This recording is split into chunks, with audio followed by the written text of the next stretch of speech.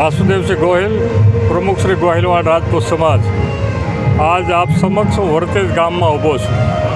આમ તો વર્તેજ બંધાણું ત્યારથી હિન્દુ મુસ્લિમ પરિવાર એક પરિવાર તરીકે હિન્દુ અને મુસ્લિમ ભાઈઓ રહે છે.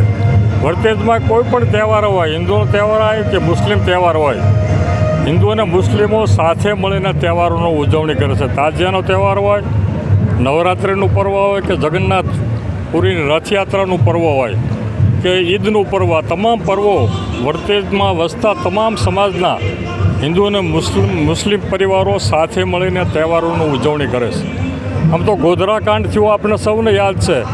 એ ગોધરાકાંડ વખતે હિન્દુસ્તાનમાં ક્યાંય પણ મોહરમ યા તાજિયા નીકળ્યા નહોતા, સિવાય કે ભાવનગર જિલ્લાનું વર્તેજ જ ગામ એવું હતું જ્યાં હિન્દુ અને મુસલમાનની એકતા હોવાને કારણે સમગ્ર ગુજરાતને પણ હિન્દુસ્તાનમાં જો ગોધરાકાંડ વખતે જો તાજિયા નીકળ્યા હોય તો વર્તેજમાં નીકળ્યા હતા, એનું અમને ગૌરવ છે.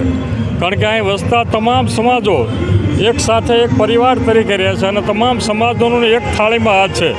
એના કારણે હિન્દુ કે મુસલમાનના કોઈ પણ તહેવાર હોય તેઓ સાથે મળીને ઉજવીએ છીએ. આજ તાજિયાના તહેવાર સાથે બ્લડ ડોનેશન કેમ્પનું પણ આયોજન કર્યું છે.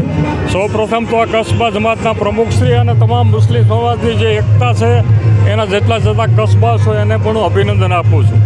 હવે બ્લડની જ્યારે વાત કરીએ હોય ત્યારે આ બ્લડ વસ્તુ એવી છે, પહેલાં જમીનનું દાનનું મહત્ત્વ હતું, ગાયનું દાનનું મહત્ત્વ હતું, ઘોડાનું દાનનું મહત્ત્વ, સોનાનું દાનનું મહત્ત્વ હતું, ચાંદીના દાનનું મહત્ત્વ હતું.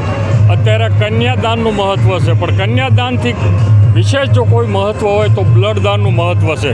અને આ બ્લડ વસ્તુ એવી છે, તમામને એકબીજાને ગ્રુપના હિસાબે લાગે. આમાં હિન્દુ મુસ્લિમ કે કોઈ કોમ બ્લડમાં આવતી નથી ક્યારેય. અને આ બ્લડ વસ્તુ એવી છે, બીજાનો જીવ બચાવે છે. આને કારણે ગયા વર્ષે પણ આ તાજિયાના દિવસોમાં 101 બોટલની આ મુસ્લિમ સમાજની કમિટીઓએ આયોજન કર્યું હતું. આ વખતે પણ મને ચોક્કસ વિશ્વાસ છે 100 કરતાં પણ વધારે બ્લડનું ડોનેશન થશે. આ વર્તેજની એકતાને આપ સૌને મીડિયાવાળાને પણ વર્તેજ તમામ કસ્બા વતી, હિન્દુ મુસ્લિમ સમાજ વતી આપ સૌનો પણ આભાર માનું છું. સાથે સાથે વર્તેજ એકતા કાયમ રહે એવી રીતે અલ્લાહ અને માતાજીને પ્રાર્થના કરું છું. દેશ લોકોને શું તમે એક સંદેશ દેવા માંગશો? ભારત દેશના જે તમામ નાગરિકો છે આ એકતાને લઈને શું સંદેશો દેવા માંગશો?